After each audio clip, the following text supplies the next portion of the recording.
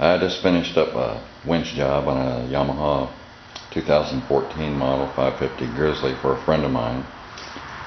That's a brand new unit. It's got 2 miles on it, which makes it nice to work on. There's nothing bent, it's not dirty. He paid $8,100 for it and didn't want to pay $450 for a winch, which is beyond me.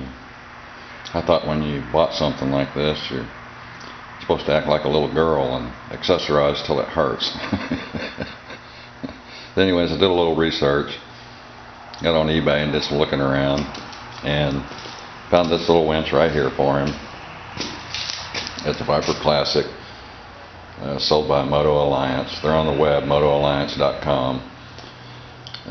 Let's see, it was on eBay for $169, I believe. I had it on sale for $153, free shipping. It came with all the wires, came the hook, the roller fair lead, the contactor assembly, and a thumb switch up on the handlebar. 50 feet of cable on it. Pretty nice little winch.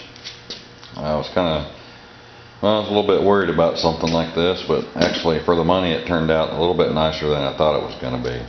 So, and talk to the people up there at Moto Alliance, the girls that answer the phones. They're very knowledgeable and very helpful.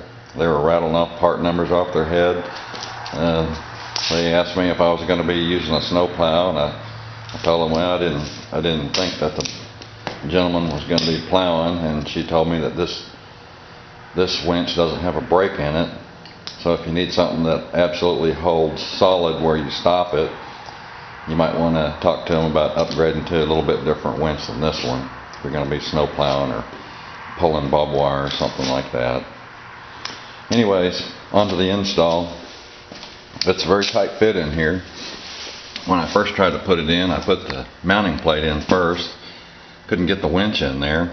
This won't fit. So what I did was I pulled the mounting plate loose and let the backside drop down to here. Slid my winch into place.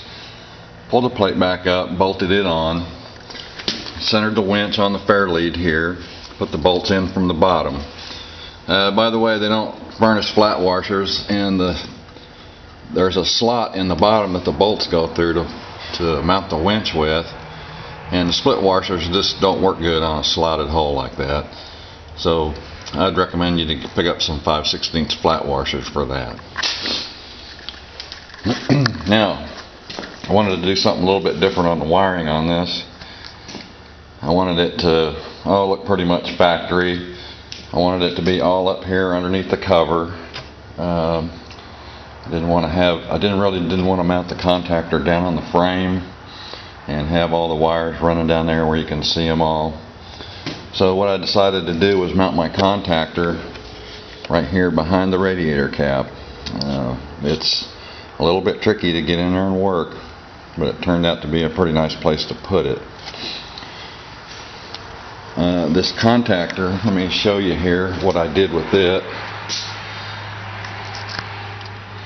This is how I set it up. So when it's mounted in the machine, all the wires are facing toward the rear of the machine.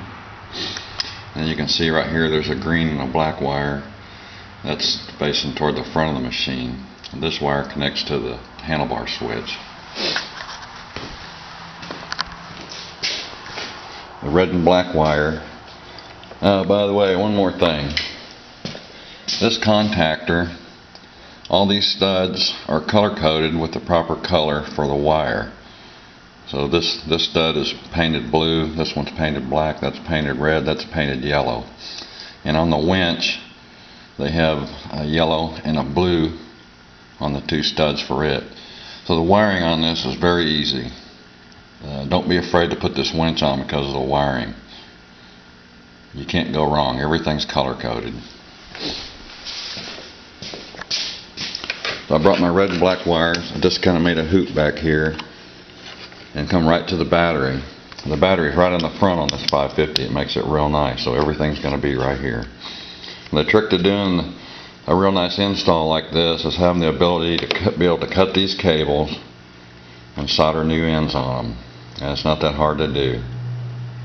But if you can't do that, you're going to have to just wind everything up and try to cable tie it and stuff it in out of the way. So that's the trick to the nice installs, being able to, you know, custom make the length of your cables. On the positive cable, it came around here. A little trick right here. I just cut a little slot in the top of the boot, and I slid the positive cable right under there. So that turned out really nice. Handlebar switch. Up here, mounted it up on the left side. Drop the wire right down here underneath the brake lever. Make sure your wire clears your brake lever. Make sure there's no pinching going on there. Then I just brought the wires down with the other Yamaha wires and used the 2 Yamaha straps there to strap it in. It actually drops down, comes underneath with a lot of wires here, comes out here, and then hooks up there. That's a green and a black wire. Now I cut the original wires off, the original ends off the wires, and I use these waterproof bullet style connectors. It takes a special crimper to crimp those. If you don't want to buy the crimper and buy these little terminal ends, another nice way to do this would be to solder them and shrink tube them. That would still make you a nice installation. Now off of this rocker switch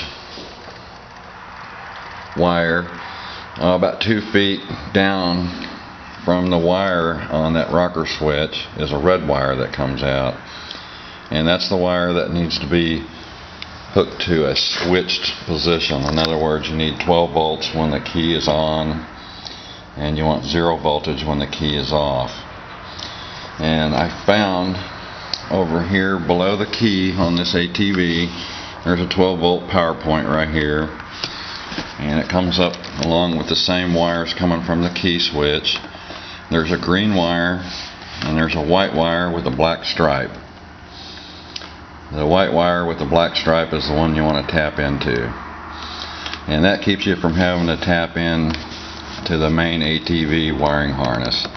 I really don't like to, you know, mess around with the original wiring and the wiring harness on these things, the little blue splice connectors and things like that. I really don't like to do that. As you can see, these are, of course, these are fuel injected. They got power steering. There's many wires and several computers on here, and it's all very complicated. You really don't want to have a wiring problem with one of these. So that's why I decided to pick up the 12 volts off of that. It's actually a 10 amp circuit. It has more than enough power to handle what the switching mechanism needs.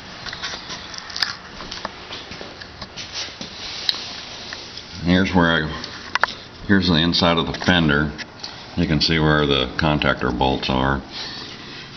Now my blue and yellow wires come down, and I just drilled a couple holes in the plastic here, put a tie strap on that to hold this back away from the spring on the shock absorber. I ran those straight across to the other side. They're in front of the frame.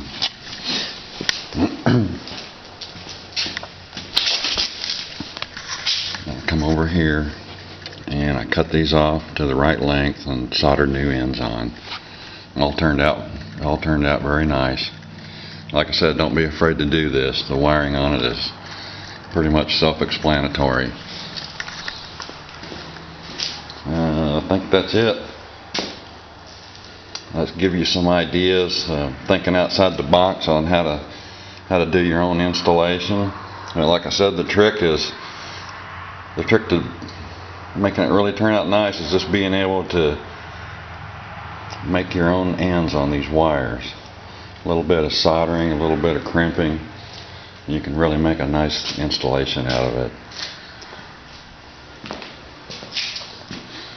There's my 41-year-old Yamaha. It's a 1973 175 Enduro. Everybody have a nice day and God bless. Bye-bye.